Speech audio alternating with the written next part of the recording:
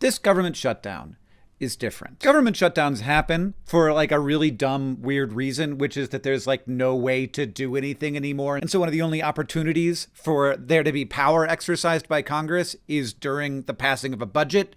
And so budgets become these big fights. But in the US, when the federal government shuts down, it's because of a political standoff. You need people from the other party to vote for the budget, and the other party says no, and we can't fund the government without a budget, so the government shuts down. It's a political standoff. One side wants to do it one way, the other side wants to do it the other way, and the government becomes the collateral damage in a tug of war over policy. And nobody wants this. It happens, and it often has a bunch of dramatic speeches, and people scramble to fund the programs that matter the most in the meantime. But this one has gone on for a very long time. But also, there's like a reason underneath why it's gone on for such a long time. And also why a lot of the most important programs of the federal government aren't being funded. So Democrats are trying to be like laser focused on this single specific demand that the government still provides healthcare subsidies, because if that stopped, a lot of people's healthcare premiums would more than double. And for sure, the Republican Party doesn't want to do that. But also, to be totally honest, it seems a little bit like some parts of the Republican Party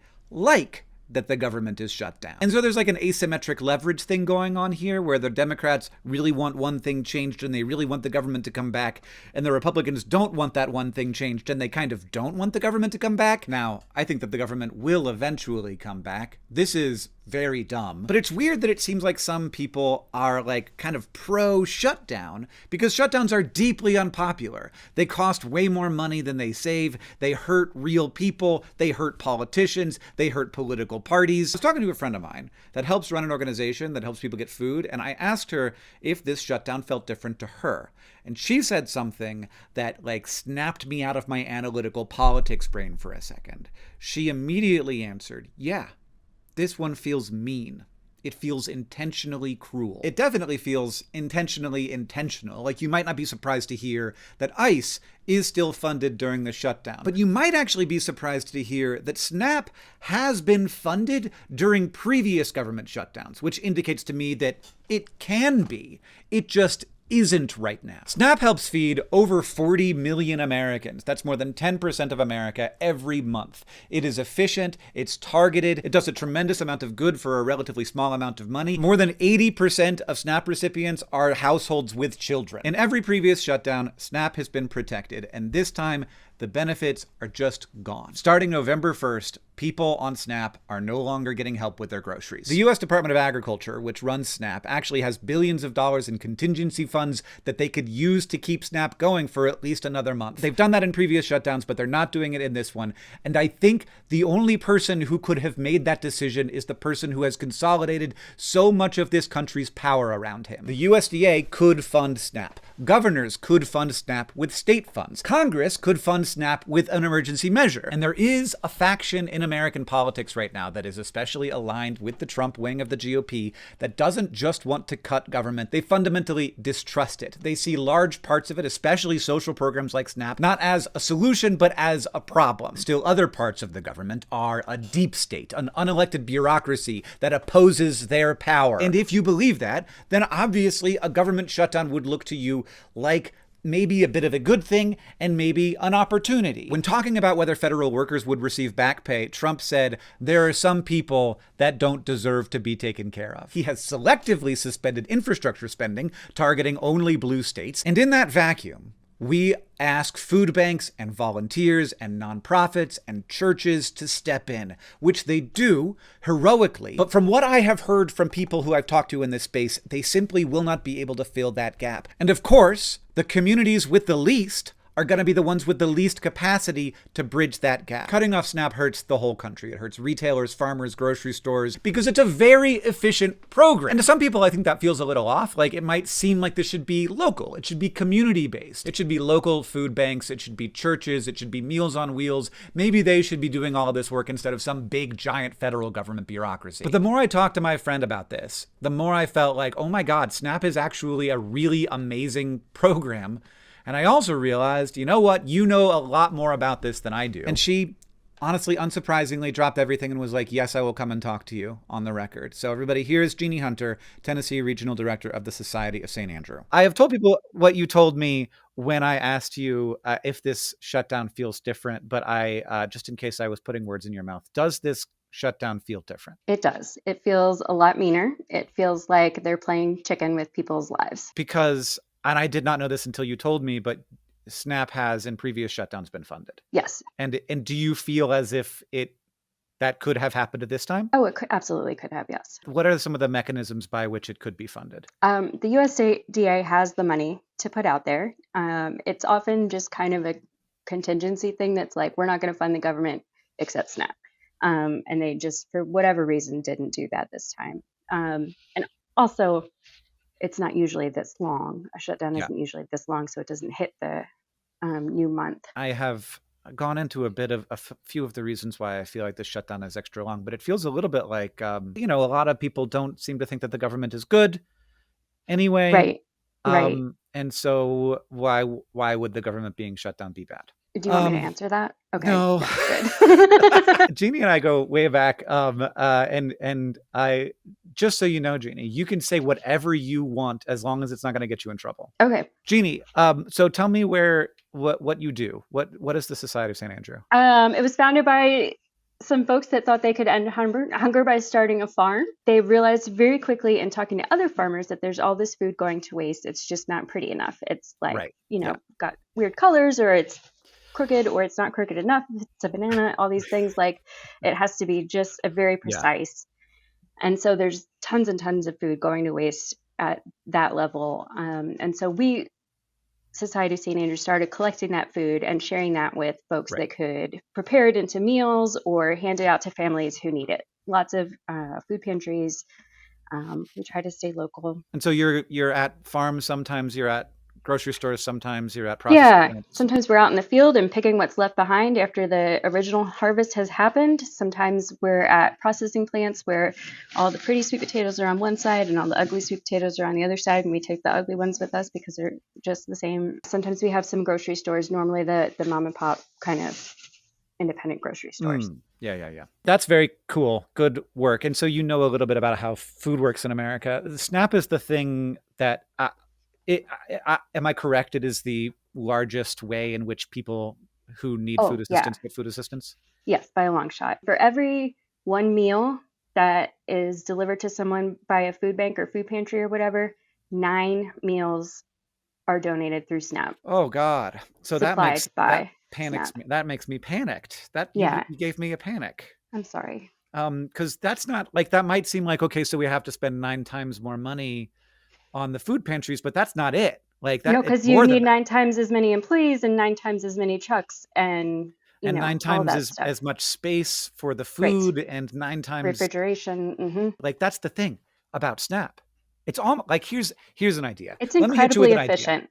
Hit Like, it. we've already got a whole system for Mm-hmm. storing and distributing food. What if Mm-hmm. people who needed food assistance could just tap directly into that system with a card that they had, and they could take it to the place, and it had almost like a You're bunch of so people smart, Hank. a bunch of people had this really good idea, and then they implemented it, and then it works quietly behind the scenes, It helping works so out well. tens of millions of people, like most of which are households with children or children. We're elderly. Yep. It's such an amazing example of like what happens with not a tremendous outlay of cash, and quietly and efficiently. Because of course, if you have to have a food, like, and food pantries are good, and I'm glad that exist, and they serve all kinds of amazing stopgap functions, and like, They obviously do. right now they're going to be very Mm-hmm. important. Yep. But like, just allowing people to go and buy food in the normal way that everybody else does is the most efficient way to do it. So if we had to do this a different way with a separate set of infrastructure, it would cost way more money. It would cost way more money. It would be nearly impossible. People in rural parts aren't Oh my God. near Yeah. food banks and food pantries sometimes. There's transportation issues. Getting a Yeah. bus even to get to the grocery store is nearly impossible for some people. And if you're already at a financial place where you need SNAP, you're also at a financial place where it's going to be real expensive to buy gas and Yeah. pay car insurance or whatever Mhm. else it is. You've just explained to me exactly why food pantries and churches and local organizations would have a really hard time sort of solving this problem, Mm-hmm. because it's 9 times bigger than what those organizations are currently doing. We're going to have to do it anyway. in the meantime. So like as of now, as of the recording of this, SNAP has not gone out to people who would normally Right. get And out. normally it just goes right on their debit card, on their EBT card. Yeah. Um, and it's just a process that happens every month. And so the last time that these people have received money for food was October 1st. So not only are they not going to get more money, they're already out of last month's money for the Right. most part. I mean, people have been planning ahead the best they can, but there's only so far that money can go. I'm sure that I know the answer to this question, but like how are the people in your industry handling this right now? Like what's the sort of mood? What's the It's panicky. I'm anxious. They're mostly anxious.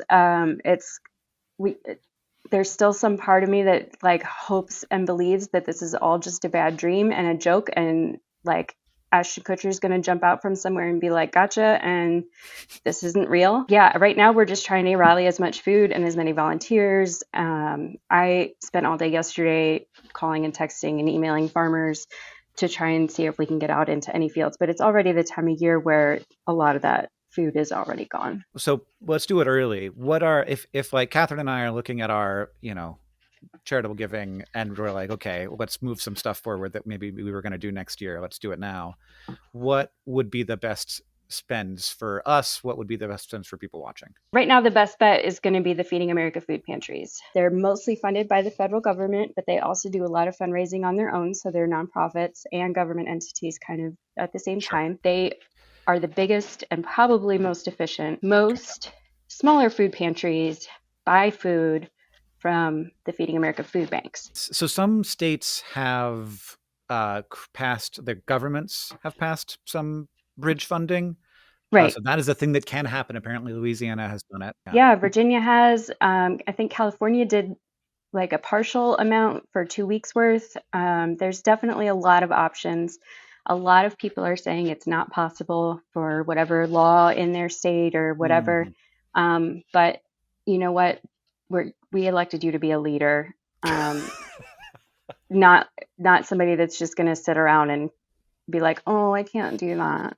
So I have no patience for that. I can tell, and I'm glad that you don't.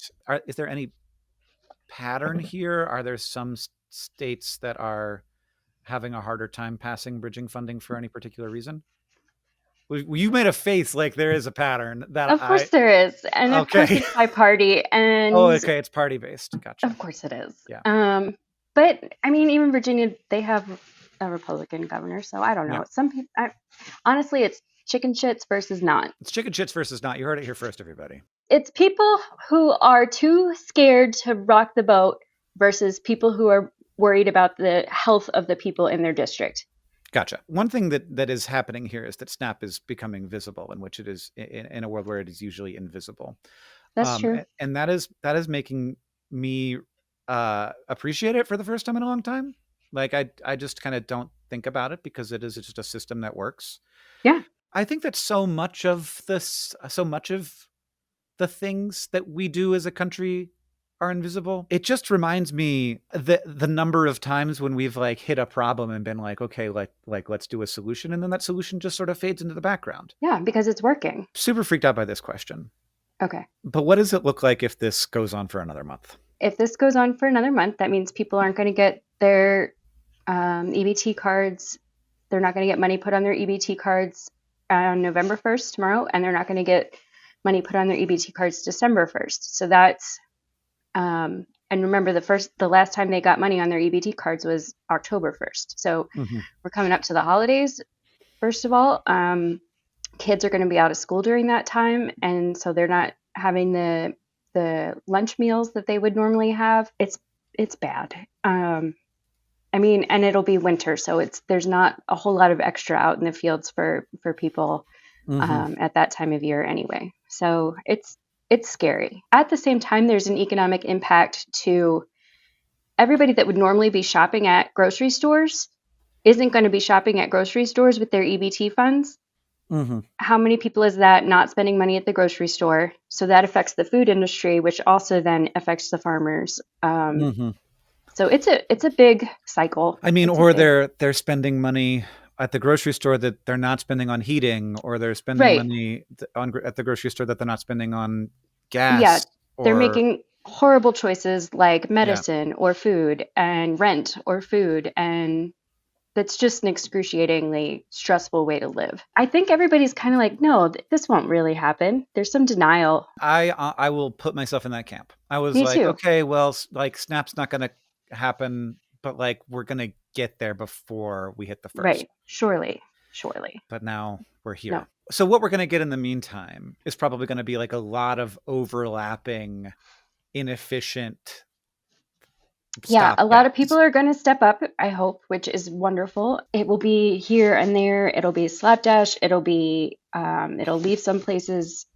Not covered, yeah. not covered, and it'll leave other places overwhelmed with stuff. It just where the money goes and where the resources are as far as volunteers and again, refrigeration, transportation, all of that Yeah. kind of stuff. That's what's going to happen. It's so frustrating about this is that like my brain goes to problem solving and it's like, okay. And what it hits is like there isn't a way to get all of this done because there are some people who are far away from food pantries. There are some people Yeah, that live in places where the food pantries are not going to be well enough stocked. Like it's they're like the solution is for there to be money on the EBT cards. that's the solution. It's been the best solution for decades. Yep. So there will be these billion little things and we also have to do them and they are also not We going to be still enough. have to do them, or else, yeah, we have to do everything we can in the meantime, and it's not going to connect the dots as well as Snap functioning appropriately would Mhm. connect the dots. Here's a little theory I have, Jeannie.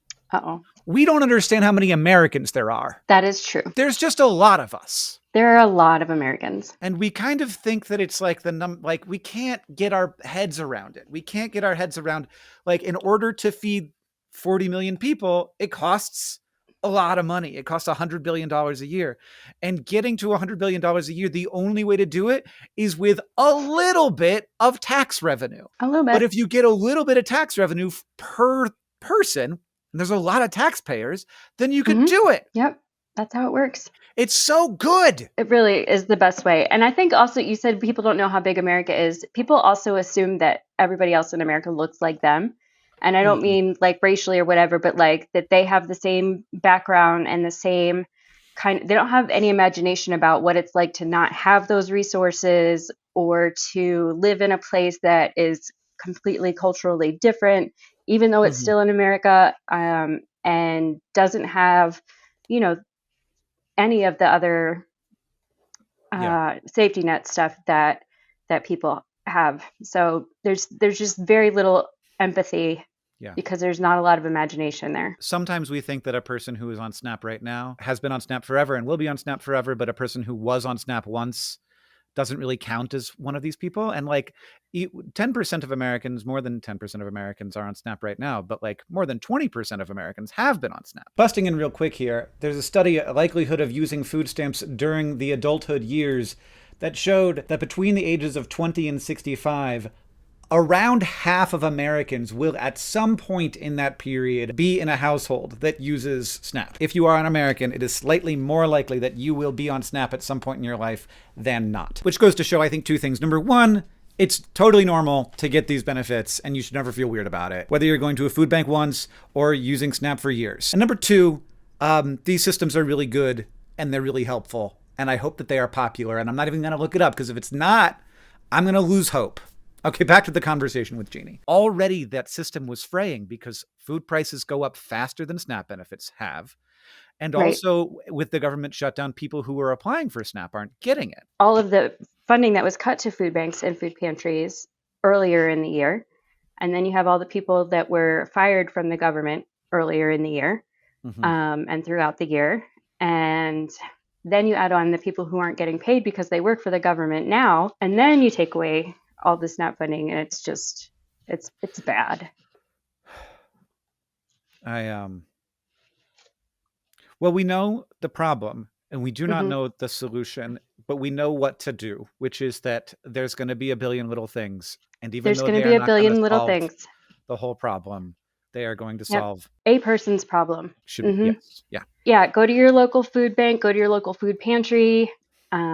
Grow stuff if you want to, if you can, if it's that time of year for you. Like, should I go to like a big big cheap grocery store and buy a bunch of stuff and bring it to the pantry? Yeah, absolutely. To your food bank. And Yeah. so the food bank system has its issues, but it is still the most efficient, second most efficient after SNAP Yeah. way of getting people fed.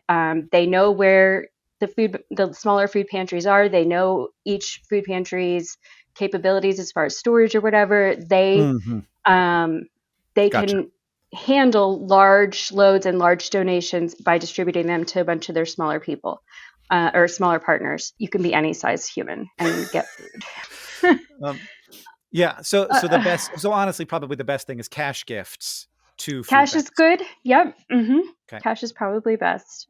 That's Okay. what most of the things that I'm seeing from food banks are asking for. If you have an excess of food, like you're a prepper or something, and you want to Hmm. donate that, that's also fine, of course. But money Yeah. is a lot easier for them to handle at this point. Well, thank you for the work that you do. And Hmm. if you'd like to support the Society of St. Andrew, you can do that because they do great work taking food that already exists and otherwise is going to either go get into landfills or get eaten by some livestock somewhere. And Yeah. is that one of the things that happens That's to one you of the guys? best things that can Yeah. happen to it, Yeah. honestly. Yeah, sometimes it'll end up in landfills. That's the worst thing that can happen to it. Yeah. And other times it will be just plowed in, Gotcha. which that's Yeah. a whole nother topic about soil science and that we can talk about another day. You know a lot of stuff. I know some things. Well, Jeannie, it's always a pleasure to see you, and I can't wait till we get to hang out the next time again. If people want to learn more about your organization, where should they go? Endhunger.org. Oh, that's Society of easy. St. Andrew is at endhunger.org. Yep, very easy website. Nice. Well, thank you Yep, very much. thank you. Probably a cash donation to them also couldn't hurt. This is what I get for making a video about the news. You may have heard, and hope if you haven't, here's the news, that a judge has said that they have to release the funds. So the funds are there, and they can continue to fund SNAP, and so they must, according to a federal judge. The New York Times headline about this says, "Uncertainty persists for Americans waiting for monthly food stamps." So do we know if the funds are going to show up on people's cards? The government has said, oh, we don't have enough to do the whole month. And President Trump said that the administration would provide the funding for food stamps in November once a federal court could clarify how we can legally supply the money, but indicated that a delay nonetheless would be inevitable. And we have no idea what's going on. We seem to never have any idea what's going on anymore. Critics say that the benefits were endangered because the Trump administration was unwilling to draw upon reserves that had been set aside to fund SNAP during emergencies. And considering how previous shutdowns have gone, that seems correct to me. The Trump administration has said that there are legal obstacles and technical hurdles standing in the way of its ability to deploy the funds. A judge from the U.S. District Court of the District for Massachusetts expressed skepticism about that. So it seems a little like we don't know whether they're going to release the funds or whether they're going to pretend like they can't. Also, Jeannie asked me to add this because it can be confusing. WIC, which is for pregnant mothers and like babies under 5, that is unaffected by this, and those benefits will continue to happen. The need remains desperate, and even if funding comes through, that contingency funding may dry up because, again, this shutdown seems different. And the other piece of news this morning is that Speaker Mike Johnson has, again, postponed a vote on whether to reopen the government. I mean, I didn't quite get to this in the intro, and now it's the morning, and so how am I gonna be more articulate about it now? But I just think that there is some reason why we can't do anything anymore. Like, what is actually different about this shutdown? Like, from as unbiased a perspective as I can see it, is that no one would get rewarded for capitulating to the other. Like, I, as a Democrat, I'm like, don't capitulate to these people. They are centralizing power around a guy. They do not listen to the law. ICE has become like President Trump's personal police force, which is very not how America should work. There's a constitution which has separation of powers because it's a good idea and we're ignoring it. And so why would I want my party to capitulate? Why would I want them to say, yeah, this budget as written is I guess fine. We just need this thing to open back up. Or should we fight for something? And if it's something, yes, it should be the healthcare subsidies. But then what incentives do the Republicans have for giving in?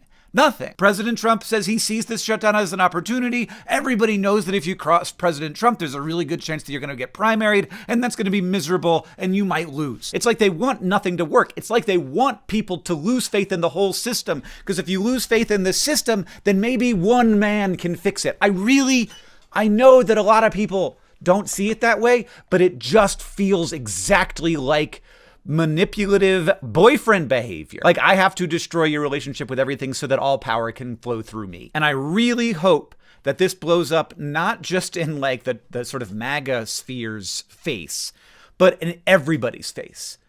Because there are reasons why it's like this, and if those reasons change, this country could be way better. That would be way less stressful for everybody, and also better at solving problems. I think there's a bunch of different things. I think there's a bunch of different things all stacked up on each other right now. And it's everything from the way the algorithms of social media platforms work, it's gerrymandering, it's cable news, it's the intensity of the sort of deregulated, market-driven way that our attention economy works. So there's a reason why the government shutdown is different. And that's because Republicans and Democrats, like, no one benefits from like working together. But there are also reasons why that reason exists. And I would love to hear from you out there what you think the reasons why that reason exists are. I have my thoughts. I've given you a few of them. But that I think is the thing that we need to be going after. And I think that a big part of it is the misery machine. You know, it is the misery business that is so much of social media and so much of cable news and so much of the news media. Haley Williams, man, she knows what she's talking about. Okay. Regardless, people are not getting their benefits. If you are a person who needs support, or if you are a person who can give support, there are some links in the description.